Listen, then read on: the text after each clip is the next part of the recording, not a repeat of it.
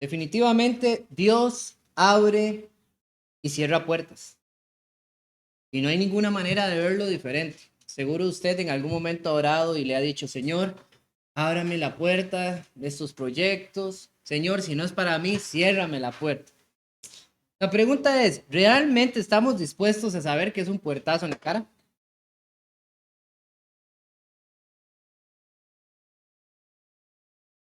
En Mateo capítulo 25, hablando de la parábola de las 10 vírgenes, versículo 2 en adelante dice, 5 de ellas eran prudentes y 5 insensatas.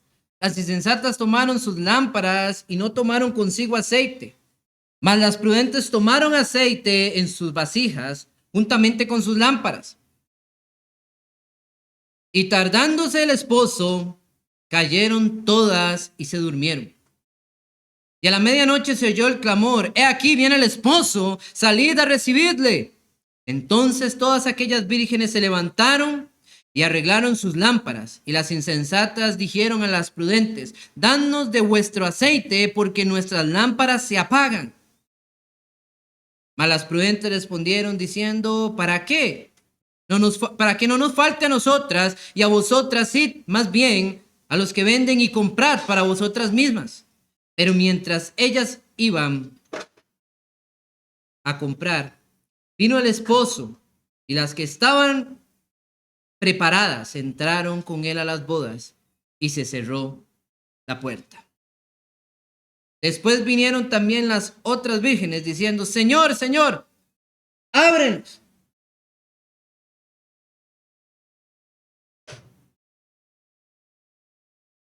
Qué difícil debe ser la idea de que a uno le cierren una puerta. Usted quiere entrar en algún lugar y le dicen, cerrado. Y usted tal vez llega y dice, pero no, es que yo necesito, son 5 minutos nada más. Y le dicen, no, cerrado, ya se cerró, en punto, listo, no hay más que hacer.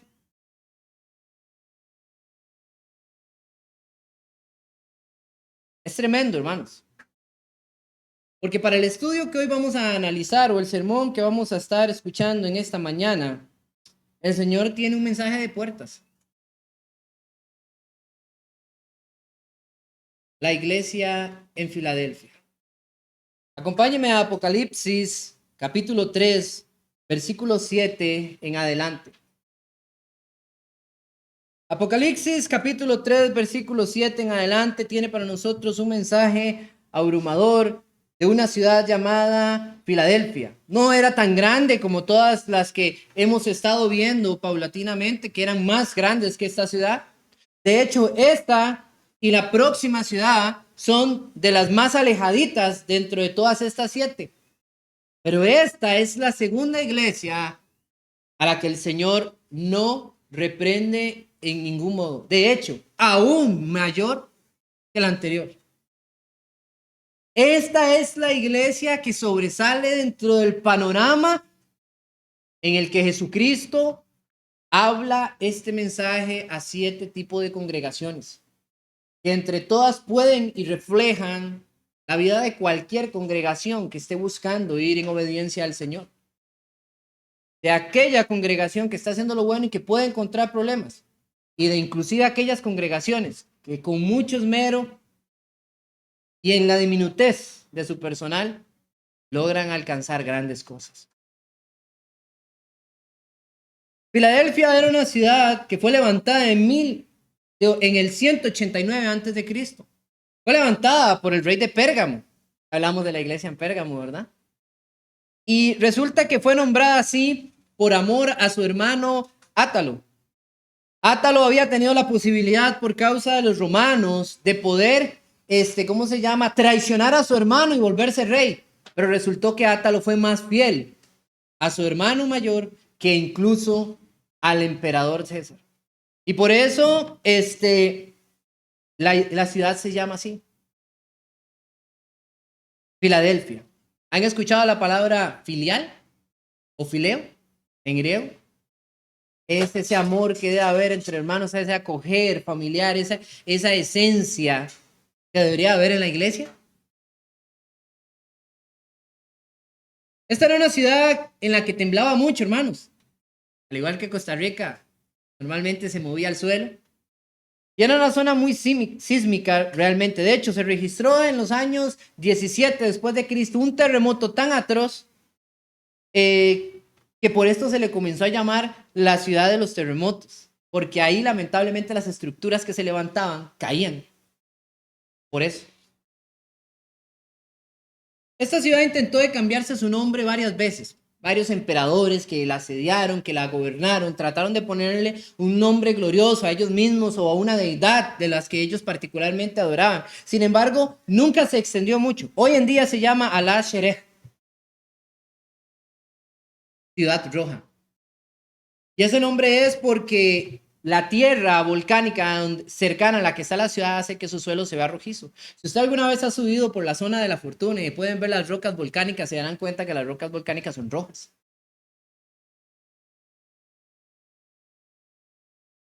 Era una ciudad pequeña. Se cree que posiblemente tenía 25,000 habitantes. Como para que usted y yo entendamos el margen de la cantidad que significa eso, hoy en día Ciudad Quesada tiene 46,000. Más del doble. Yo casi el doble, pero. Así que era realmente pequeña la ciudad. Una ciudad bonita, una ciudad fuerte. Ellos no tenían como tal un reinado que ejerciera en el aspecto de batallón, puesto que ellos estaban en un lugar tan complejo y ahí encimado que ellos decían, bueno, no hay problema. Vivían muy tranquilamente. De hecho, por causa de los temblores y por causa de los sucesos, la gente que vivía en este pueblo o en este lugar prefería vivir en los campos que dentro de las ciudades. En otros lados, todo el mundo quiere vivir dentro de la ciudad para estar cubierto de la protección de los grandes muros de las ciudades. Pero aquí, si un temblor venía y los podía llevar abajo, era mejor vivir afuera en el campo y tener una casa más tranquila, más sosegada. Así era el lugar de Pérgamo. Primero hablamos de cómo era la ciudad, de la condición, de la actitud, de lo que estaba pasando, su economía, su distinción dentro de la sociedad, en el mundo en el que pudo haber sido escrita esta carta, para poder después hablar un poco de la iglesia que yacía ahí. Dice el versículo 7, el capítulo 3 de Apocalipsis. Escribe al ángel de la iglesia en Filadelfia. Esto dice el santo y verdadero, el que tiene la llave de David, el que abre y ninguno cierra, cierra y ninguno abre. Esta es una expresión claramente del Señor para demostrar que Él tiene la autoridad y esta demanda de su mano. Cuando el Señor Jesucristo hoy se presenta como santo y verdadero, hermanos, tiempo me faltaría para poder hablar de eso. Solo de santidad podríamos hacer 3 clases con conjunto y estoy seguro que nos faltaría tiempo, porque la santidad del Señor es la distinción de aquellos dioses paganos que creían en aquel tiempo. Había muchos dioses paganos, pero el culto de ellos venía la aberración sexual y otras cosas. E incluso usted ve que todos los dioses griegos y después romanos, que fueron adoptados por los romanos y cambiados de nombre, tenían la misma problemática. Estos dioses habían tomado una mujer y habían tenido un semidios y muchas de estas cosas hacía que esos dioses poderosos de ellos fueran dioses con equivocaciones, con errativas. Fueran aquel tipo de dioses en el que caía la tentación del placer sexual y que pedían cultos de la misma índole. Pero nuestro Señor Jesús demuestra que Él no es así. Tanto. Por eso ustedes ven que aquellas figuras angelicales frente al trono de la gracia de Dios dicen santo, santo, santo, 3 veces santo. Jesucristo, mis queridos hermanos, nació siendo santo. Jesucristo vivió siendo santo y Jesucristo murió siendo santo. Él es santo y verdadero. Verdadero porque cuando Él ha decidido amar, cuando Él ha decidido hacer algo, Él no lo hace por conveniencia. Él no lo hace para que otros lo vean. Él lo hizo porque Él te amó a ti y a mí. Porque Él decidió hacerlo. Jesucristo plantea una presentación profunda y digna para hablar con una iglesia que demuestra su amor y su fe.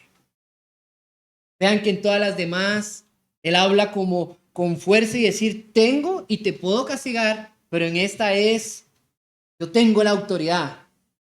Yo abro, cierro puertas. Pero es que esta presentación está ligada a lo que el Señor pronto va a decir a esta iglesia. De hecho, cuando Él habla y dice realmente, yo tengo la llave de David, es una expresión que demuestra que Él es el único y legítimo rey, aquel Mesías que el pueblo de Israel pedía. Puede ver usted un destello de esto allá en la manifestación del ángel Gabriel a María en Lucas capítulo 1 versículo 31 al 33. Él dice, y ahora concebirás en tu vientre y darás a luz a un hijo y llamarás su nombre Jesús. Este será grande y será llamado Hijo del Altísimo. Y el Señor Dios le dará el trono de David, su padre, y reinará sobre la casa de Jacob para siempre, y su reino tendrá fin. Wow, hermanos. El Señor lo recuerda. Porque aquí había un problema también para recordar esa idea. No de la iglesia, sino de los que estaban circundantes a ella. Y pudiera ser que en algún momento ellos quisieran temer o pensar, mira, ¿estamos cayendo en una equivocación o no? Porque la duda a veces viene a nuestras mentes. Pero el Señor les dice, yo soy el que tengo la llave de David. No se preocupen, están bien. El Señor hace una referencia impresionante sobre esto para decir que Él abre una puerta. Pero note usted que hablar de puertas de parte de Jesús no es algo nuevo. No es que usted y yo llegamos y creemos que el Señor abre y cierra puertas porque nada más hubo esta mención en Apocalipsis. No, hermanos, hay muchas más. Hay muchas más menciones en la Biblia que habla sobre la puerta para entrar. Habla sobre esa connotación que nosotros debemos de tener para poder llegar al cielo, a la morada celestial. ¿No dijo el Señor allá en Mateo capítulo 7, versículo el 13 al 14? Hay que saber elegir, dijo. Estrecha es la puerta de la salvación, pero ancha y grande es la puerta. ¿Para qué? Para el pecado, para la perdición. Elige hoy. ¿Cuál quieres ir? ¿Por cuál quieres ir? Por la puerta de la envidia, el rencor, el dolor, la amargura, los ladrones, la prostitución, la promiscuidad. O por la puerta de la santidad. Es pequeñita. Ser apartado, hermanos. Eso significa la palabra santidad. Apartados. Es sacar de nosotros la inmundicia del mundo y dejarla a un lado y tratar de vivir de acuerdo a los preceptos divinos. Eso suena fácil, ¿verdad, hermano Christopher? Suena muy fácil, pero vivirlo es posible. Y si no, el Señor Jesucristo no nos lo habría pedido.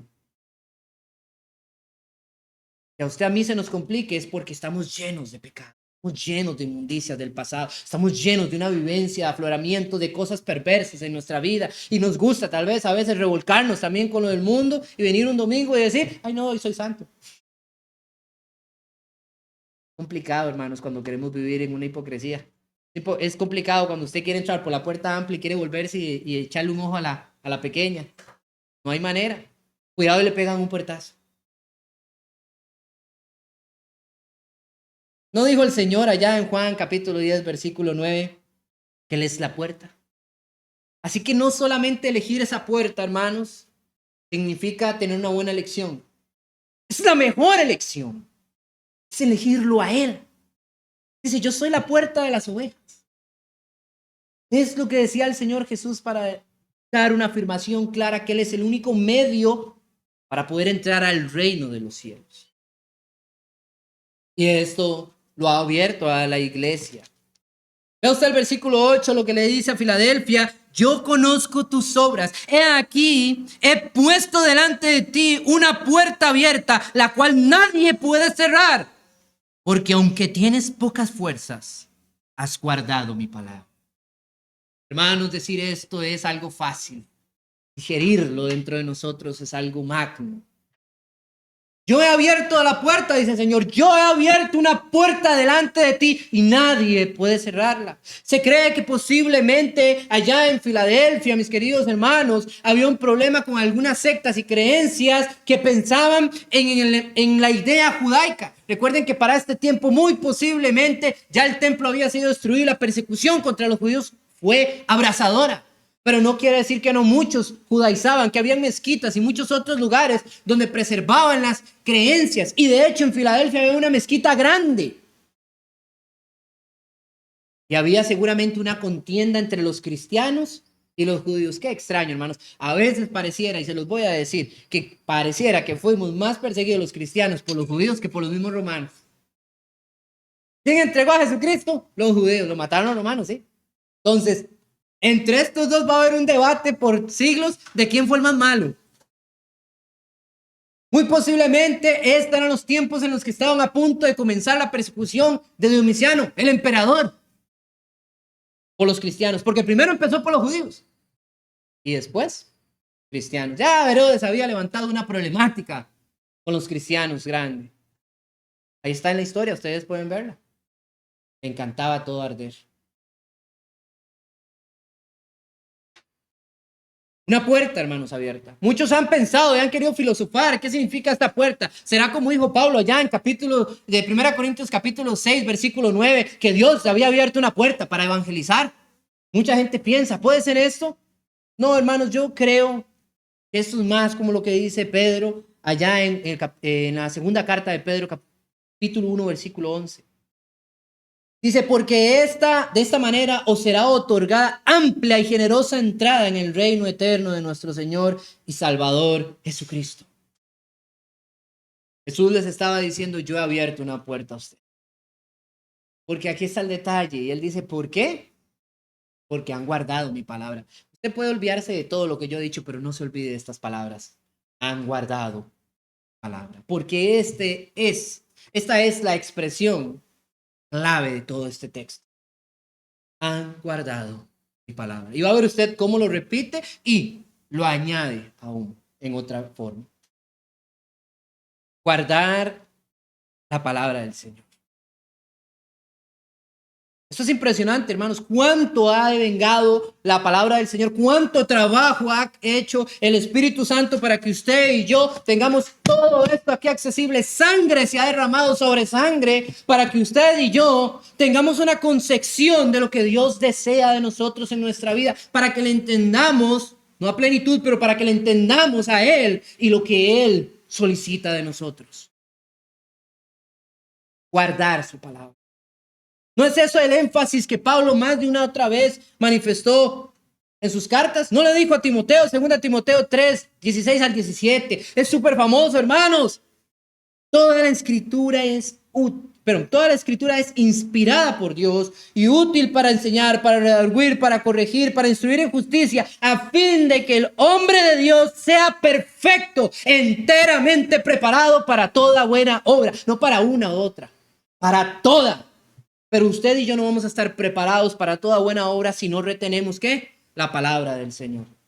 Y solo leemos la Biblia cuando el hermano dice, lean el versículo tal en el domingo, en el sermón. Cuidado, recibimos un puertazo.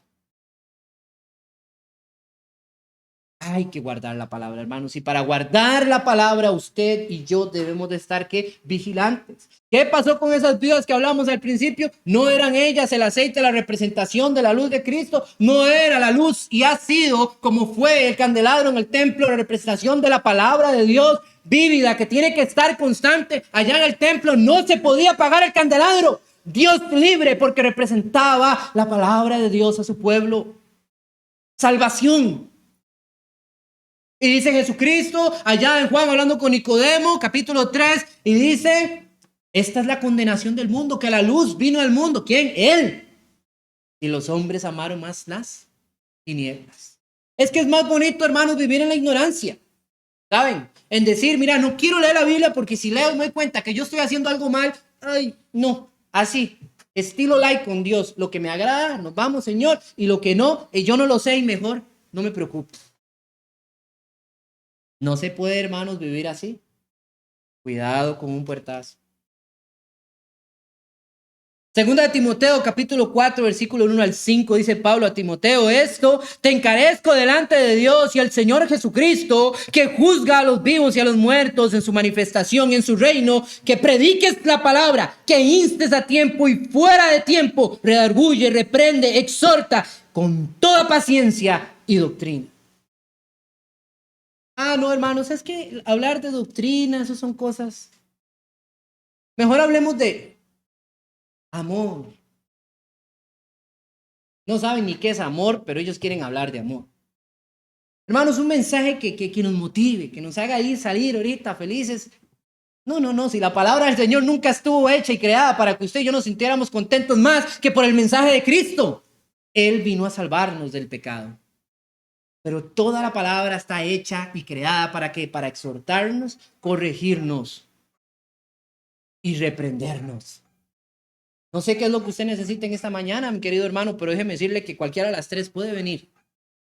Está aquí en nuestro corazón. Y está creada. ¿No dice el libro de Hebreos? Que es más filosa que una espada de doble filo. Viene de adentro hacia afuera, hermanos, nos desviste. La palabra de Dios expone nuestro mal. Dice Jesucristo, guardas mi palabra. Por eso he abierto una puerta y nadie puede cerrar. Nadie. De hecho, el Señor Jesucristo hablando con Satanás en el día de la tentación. Mateo 4, versículo 4, uno de mis versículos más amados. No solo de pan vivirá el hombre, sino de toda palabra que sale de la boca de Dios.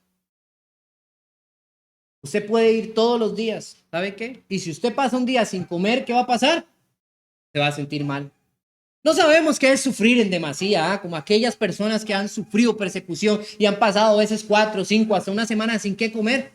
No lo sabemos, pero llega y entonces nos pasa que un día no hemos comido y ya andamos enojados, con chichas, estresados, peleones y de todo. Y cuando llega el alimento, llega para nosotros y, oh, qué satisfactorio. Qué rico es comer, hermano. Pero dice el Señor que no solo de eso nos alimentamos, sino de la palabra de Dios. Y deberíamos de tener la misma angustia, la misma necesidad, la misma ansiedad por escuchar de palabra de Dios todos los días. No el domingo, en la mañana. Esto es un extra, hermanos. El trabajo esencial y fuerte debe ser todos los días en nuestro diario vivir. Y cuando usted escucha esto, y usted lo pone en contraposición con una iglesia tan fuerte como la de Éfeso al principio que hablábamos de ella, que se expandieron, que predicaron, que, wow, batallaban. Y usted dice, esta gente está en la misma calidad. No, no, el Señor les dice, no, ustedes no son la misma cantidad, ustedes no son el mismo grosso. Aún más se les dice que ustedes tienen que pocas fuerzas. ¿Qué significa pocas fuerzas? Porque hay que tener mucha fuerza para guardar la palabra. No. Ellos tenían poca fuerza. Eran poquitos. La comunidad cristiana que había en Filadelfia, poca. Era poquita. No sé cuántos, hermano. Pero cuando yo veo la iglesia en Filadelfia y hoy veo una congregación como la que tenemos acá, yo me emociono. Porque no es en la cantidad. Mucha gente llega y pregona y predica y ministros, llegan pastores o ancianos, como usted quiera verlo, y llegan a un punto de vista y usted dirá, mira, pero es que pasan años y la congregación no crece, no hay más gente. Yo soy el criterio en contra de valorar el resultado por los números de cantidad de gente. A mí me gustan las cosas como los perfumes de botella caro. Son chiquititos. Usted ve que a veces viene esa botella, pero si usted se da cuenta es más vidrio que otra cosa y la cantidad de esencia que viene ahí es poquita. ¿Por qué? Porque cuando algo está en esencia, para que sea más accesible, tiene que venir en botellas pequeñas. Cuidado porque el veneno también. Pero lo mejor, hermanos, por lo general siempre se encuentra en cosas pequeñas. Y me impresiona porque yo sé que de alguna u otra manera esta carta iba a llegar también a las otras congregaciones que iban a tener que verlo y a notar que ellos estaban teniendo que una reprensión de parte del Señor. Imagínense usted en la iglesia en Éfeso, ¿cómo puede haber dicho Filadelfia? Pero si en Filadelfia, que era como una obra que abrieron hace unos años, podrán decir. Y el Señor les dice, yo les he abierto una puerta y nadie puede cerrar. Nadie. ¿Por causa de qué? De que han guardado mi palabra. Así que para mantener la puerta abierta del Señor hay que guardar la palabra. Y como dicen algunos que la puerta nunca puede ser cerrada. Cuando usted es salvo, siempre es salvo y no hay manera de que eso salga de esa proyección. Entonces, ¿de qué está hablando Jesús? ¿Para qué la parábola de las 10 vírgenes? ¿Para qué lo que dice acá? Él abrió y dice que él también cierra. Ojo, hermanos, porque la oportunidad es para todos. Y aún estando usted aquí en esta silla, la puerta puede ser cerrada para usted.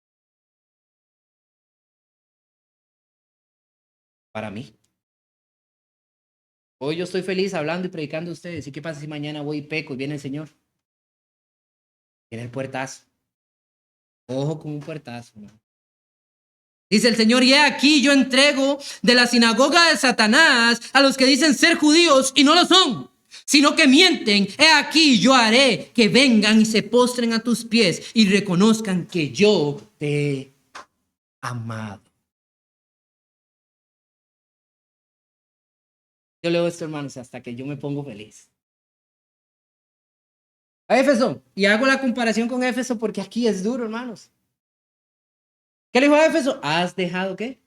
Tu primer amor. No me siento amado por ti. Pero aquí, a los de la iglesia de Filadelfia, les dice, pero yo quiero que sepan algo. Yo los amo. Qué lindo es cuando a uno le dicen que lo aman, ¿verdad? Aún más, yo recuerdo que en la visión Daniel, cuando estaba allá y rogaba al Señor, ¿y qué fue lo que pasó? Porque el Señor le dio una visión y el pueblo no era liberado. Daniel seguía clamando al Señor y en medio solicita al Señor esto y viene el ángel Gabriel y le dice, vengo a darte la resolución de la visión porque eres ¿qué? Amado. Otras iglesias pudieron haber recibido una mejor carta con reprensiones innecesarias dentro de este lugar. Pero el Señor dijo, Filadelfia, yo quiero que sepas algo, que te amo. ¿Cómo saber si Dios nos ama? Sérvenlo. Sérvenlo diariamente en sus vidas. ¿Cómo está su comunión con el Señor? Se hinca, se postra usted a orar. Dice, gracias Señor, y se siente escuchado. O no le quieren ni salir las palabras porque siente vergüenza y pena de que más bien le caiga un rayo del cielo.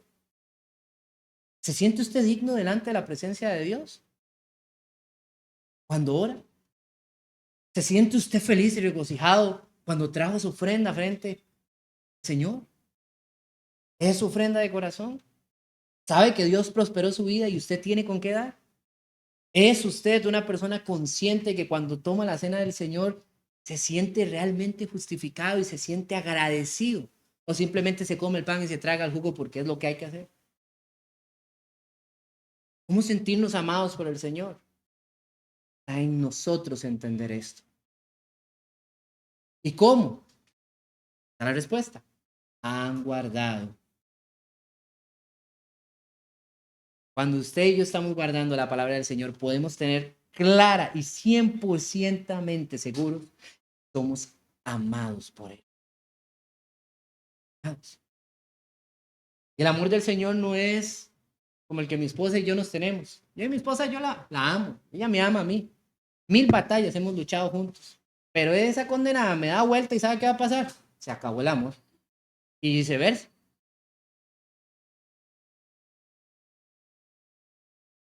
Pero el Señor no es así, hermano. ¿Cuántas veces hemos traicionado? ¿Cuántas veces nosotros hemos pecado delante de su presencia? Y queremos guardar y esconder como acá y decir, no ha pasado nada, Señor. Pero el Señor está viendo.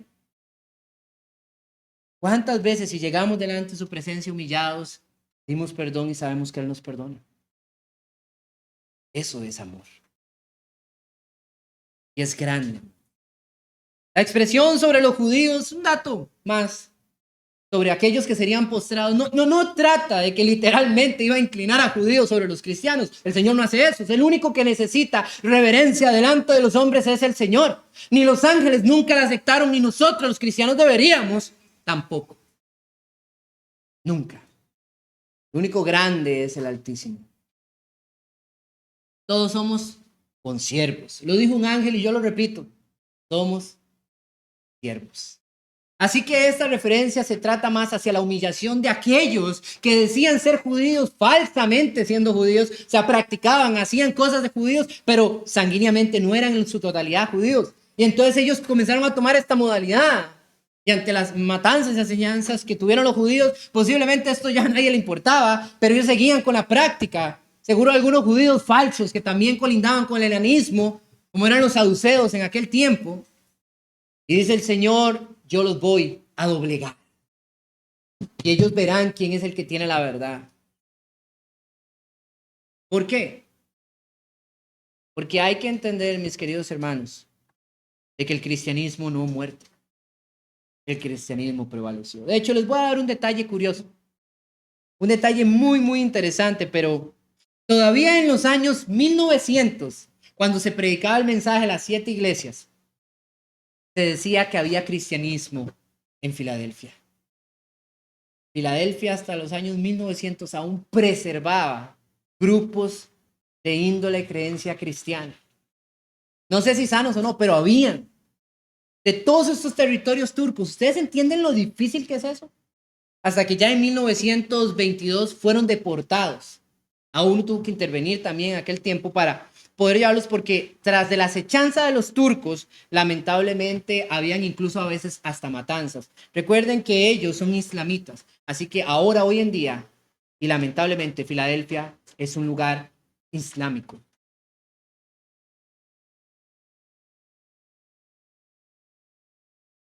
¿Por qué? Porque la demografía o la población como tal ha crecido más islamita que de cualquier otra cosa. ¿Usted se ha puesto a ver? Los que creen en el Islam no se prohíben tener hijos, así que usted ve que tienen como 8, 10, 12 familias. Y ahí son más. ¿Y el pulso qué? Que lo ganaron por población. Pero no importa que en Filadelfia hoy no haya un destello de ello. Es la idea consciente de que aquellos fieles que estaban en ese momento, que aunque eran poquitos hermanos, iban a preservar. Y es muy importante, mis queridos hermanos, que nosotros entendamos la diferencia de este mensaje al de Esmirna. Esmirna fue otra iglesia que no fue condenada por el Señor, ¿se acuerdan? ¿Mm? Versículo 10 del capítulo 2 dice, no temas en nada lo que vas a padecer. Porque aunque el Señor no reprendió en nada, les dijo, ustedes van a sufrir. Y los preparó mentalmente para saber que van a sufrir. Pero aquí, en Filadelfia, el Señor está diciendo de ustedes van a preservar. ¡Wow! Gran promesa. Gran promesa del Señor. Y el Señor continúa, versículo 10 dice, por cuanto has guardado la palabra de mi paciencia, y yo también te guardaré de la hora de la prueba que ha de venir sobre el mundo entero, para probar a los que moran sobre la tierra. No se sabe exactamente cuál prueba sería esta, posiblemente, y muy acercado tenga que ser con la gran persecución que se levantó en los tiempos de Domiciano, cuando el cristianismo mismo y todos aquellos fueron expuestos a grandes padecimientos. Plazas públicas cristianos eran el juguete de ping-pong de todos ahí para los leones. Matanzas, cristianos levantados en antorchas, apresados, doblegados, puestos a filo de cuchillo, los hijos de los padres para decir, niega a Cristo.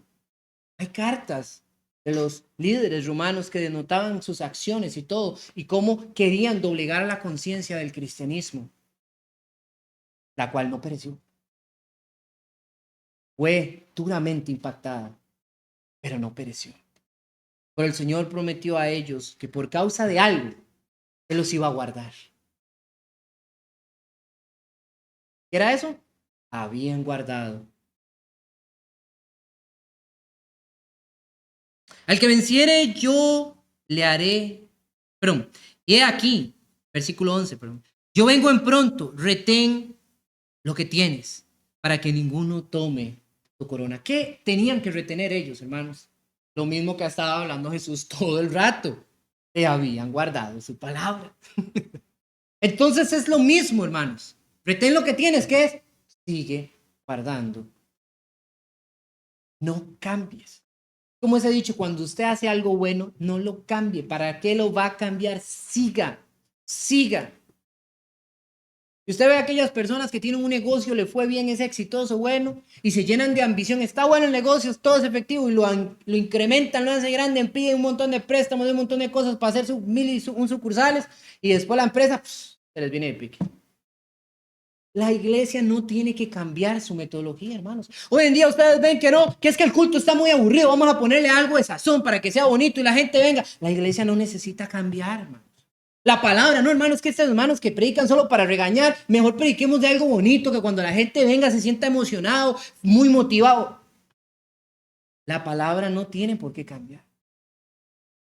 Mira, yo sé que el Señor dijo esto, pero si en vez de, mira, de poner el jugo así, lo hacemos y lo ponemos con un barista profesional que lo tira arriba y abajo para que todo el mundo se emocione, la iglesia no tiene que cambiar. La palabra de Dios no tiene por qué ser modificada. La forma de hacer las cosas no tiene por qué ser modificada. Ay, hermanos, pero para encajar con la sociedad, hoy en día, pongamos mujeres a predicar y a enseñar. La palabra no tiene por qué cambiar. Conciertos masivos, donde la Biblia dice que esas cosas se hacían o que tenían una proyección, donde los hombres claman más a los hombres que a Dios. La iglesia no tiene que cambiar, porque la palabra de Dios no cambió, no ha cambiado y nunca cambiará. Para poder mantener la puerta abierta que el Señor abre, mis queridos hermanos y amigos, basta seguir preservando la fe genuina como el Señor ha establecido.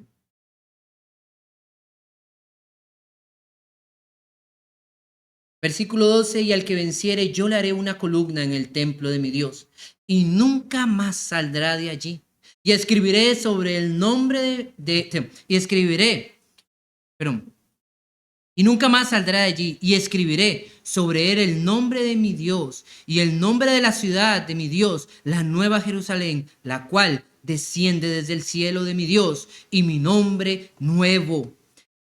El que tiene oídos, oiga lo que el Espíritu dice a las iglesias. ¿Ven ustedes por qué el mensaje seguro lo iban a escuchar otros? Hermanos, para ser inteligente y errar menos en la vida hay que saber qué. Escuchar. Si usted pone atención, escucha cuando viene la lluvia y no se moja. No como nosotros, que el sábado fuimos a evangelizar y escuchamos que venía la lluvia y aún así seguimos y tuvimos que salir corriendo.